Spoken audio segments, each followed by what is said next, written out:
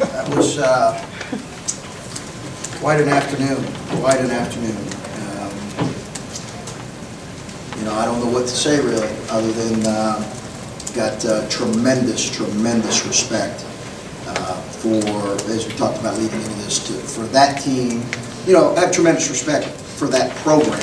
Goodness gracious. And, you know, Tom's a guy that I have, in a lot of ways, looked at and admired and tried to learn from and try to take a lot of program stuff from. He doesn't know that, but that's the case. So got just a ton of respect for him, and I think we probably caught them on a rough night in terms of shooting the ball. But I was really happy for our guys. You know, I told them, when you coach for a lot of reasons. One of the reasons is to see our older guys enjoy a moment like that. It's genuinely a big reason why we get into coaching, to see Kata and Jay Sean and Cam and those guys embracing this moment and smiling, and even, you know, a guy like Andrew being a part of a team now and playing and really being a part of a team, and all those things. It was so rewarding to see those guys celebrate and enjoy this moment. You know, the challenge for us now moving forward would be how do we respond with a really good Maryland team, but we'll enjoy this one today here. I can't say enough about the crowd. The energy was outstanding. Obviously, to be expected, we played an incredible team and incredible program, but wow, they really lifted us and lifted our guys. Chris, you've talked about not overanalyzing specific moments or specific games or stretches, but to sit here and to just beat the number one team, 1-7 of 8, how does it just feel right now to know that this is the position that you're in? You just had a win, like we talked about possibility yesterday. What does this feel like for you to be at this position, 16 games in your first year?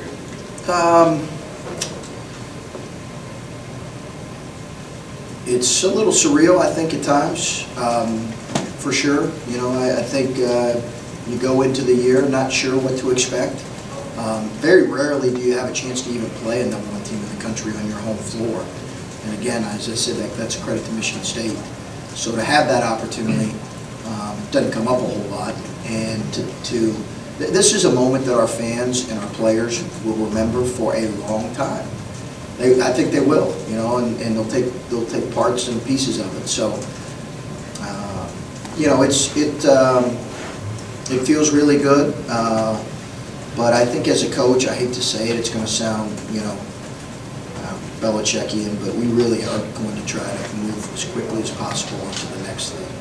And the run that you closed the first half with, like 8 of 10 in the last 45 seconds, how much did that change the complexion of the game, and how hard was it to then hold on to that once you go to the second half? That really was a critical stretch. It was, you know, all things kind of went in our favor at that point with a foul on I think we had at one point, well, we had a couple threes there, a couple transition looks, the half-court shot, the technical free throws, all of that kind of played into it, and it broke open what was a really close game. And then I think coming out, we kind of traded baskets to open the second half. I've not been real pleased with our opening second half defensive approach. Again, I thought it was just okay tonight, to be real honest with you. But we were able to score enough to keep them at bay. We knew they'd make a run. They did make a run, and I think Kata and JT got a basket in that stretch where they cut it to, I think, 8 or so. Chris, a handful of times this year we've come in here post game, and you know, you've even in wins you've kind of focused on some things that you weren't happy with and whatnot. What's going through your head right now? I mean, you know, this is your team and whatnot. So yeah, you know, what's in your mind right now? I'm curious. Just really happy and proud of our guys, and really happy for them. You know, just really, I just can't say that enough. You know, we all know that have been a part of this program, right, for the last couple of years. We've had some tough stuff we've had to deal with. Players have had some tough stuff, so to see them celebrate and enjoy it, I just feel really happy for them. You know, I was fortunate enough to be a part of a win like this last year. They just don't come around too often, so I'm really happy for our coaches, but most importantly, our players. Chris, on the timeline of this program, You came here, you knew what you had. Where is it right now? Is this ahead of schedule? I know coaches don't get surprised. Are you surprised with where you are, what you've been able to accomplish? Is it about where you? No, I'm surprised. Yeah, coaches get surprised. I got surprised. I'm surprised. And what particular? I just, I think, it's, and we'll see, right? We don't know at this point.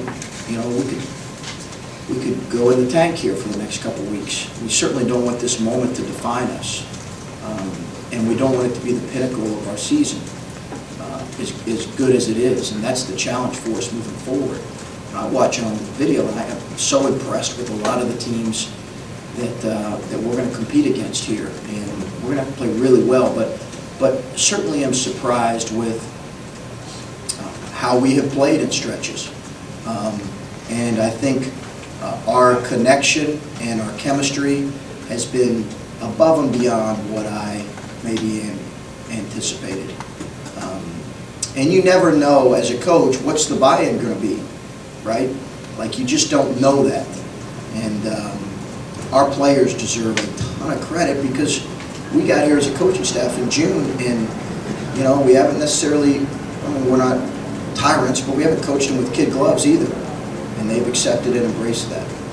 Coach Jim Sean said, in years past, there's been times when his team's gotten up by 20 on good teams and they folded.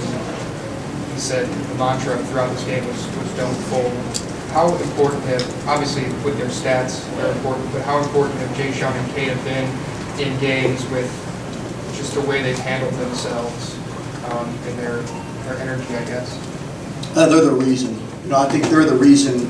You look at the teams that Texas Southern cut it to 2, Miami cut it to a basket. They're the reason that we've been able to pull those games out and finish those games. And as a coach, you're trying to prepare your guys as well as you can prepare them. But at the end of the day, when the game gets tight and it's close, players win games. And it's about when Michigan State made a run, it was like, okay, somebody's going to step up and make a play, and those guys both did that. It doesn't always have to be an offensive play, it could be a defensive play. In a lot of ways, that's happened for us this year. I've been really pleased because, we lost a lead this year, and I think we've learned from that. Doesn't mean that we're not going to lose the lead again at some point, but I think we've learned you got to keep playing. You have to finish the game. You have to get stops and scores, and there's a level of aggressiveness that's required in those moments. Chris, are you going to have to change your approach at all to how you coach your team after this? You're not going to sneak up on anybody anymore. That's not to say that maybe you had it in the past, but what the preseason expectations were. They're going to change now. So does that change your approach to how you coach? I think it's probably something to be.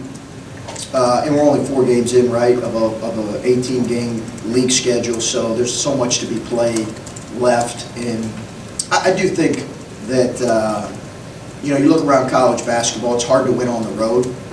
So while this is an incredible win, there's a lot of teams in college basketball that are in the top 5 or top 10 that can lose on the road to an opposing team.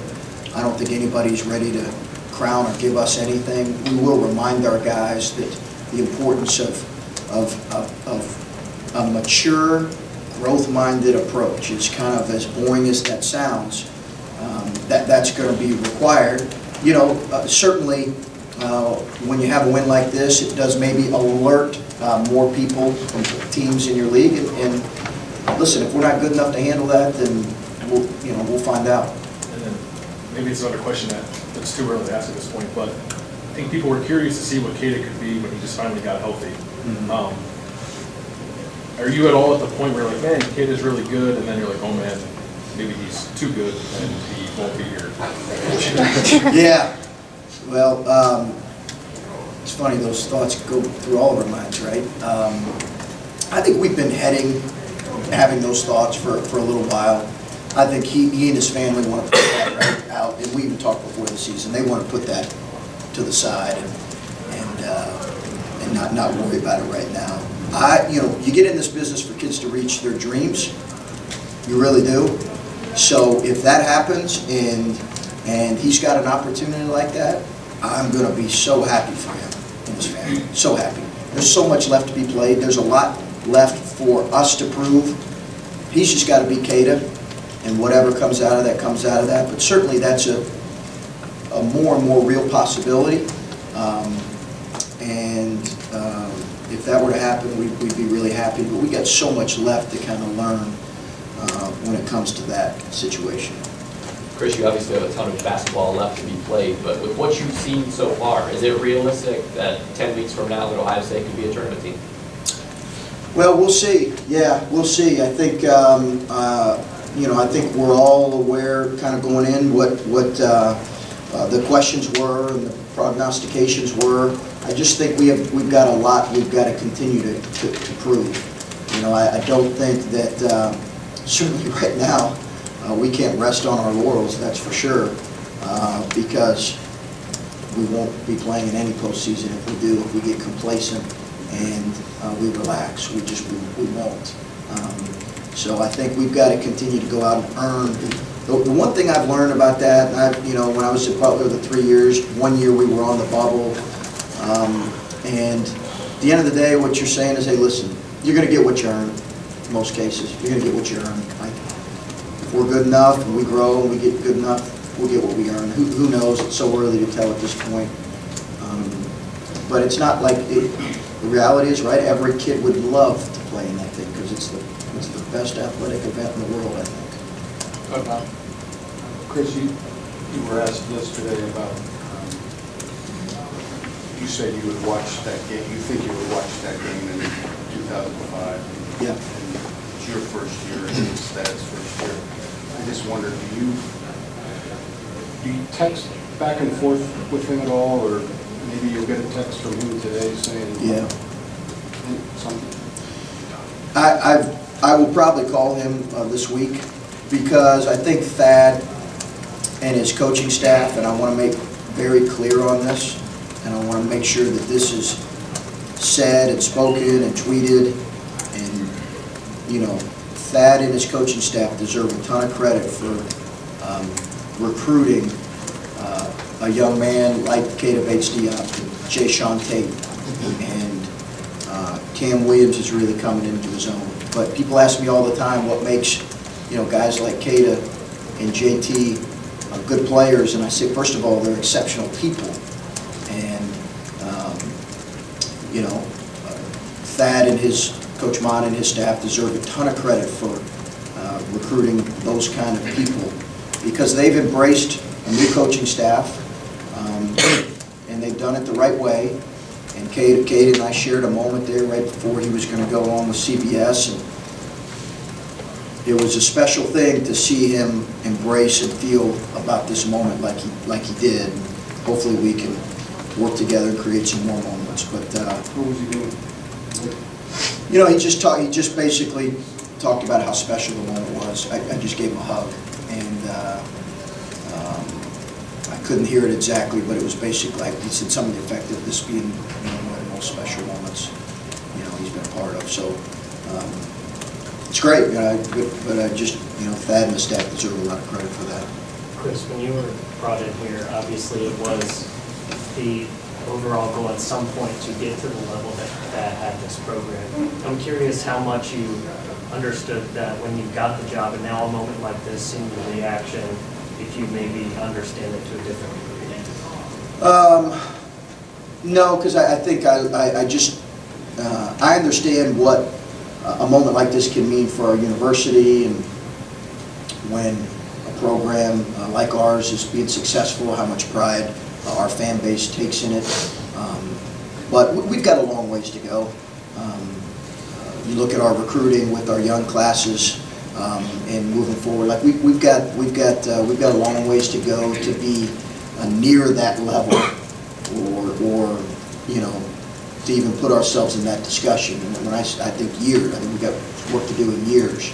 But I think a moment like this, if you're saying, hey, this gives you a glimpse as to what this place can feel about a moment like this, sure. And I'm really, it's great because it's really good for our university.